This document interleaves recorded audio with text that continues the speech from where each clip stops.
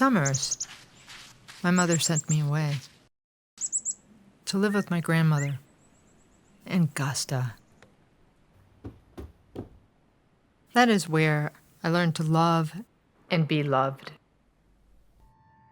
Gusta came from another world. She had a past that she kept to herself. There were rumors of a fire placed behind a wall.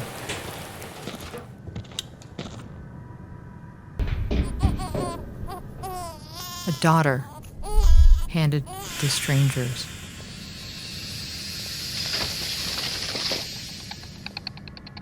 And a word I did not know. Refugee.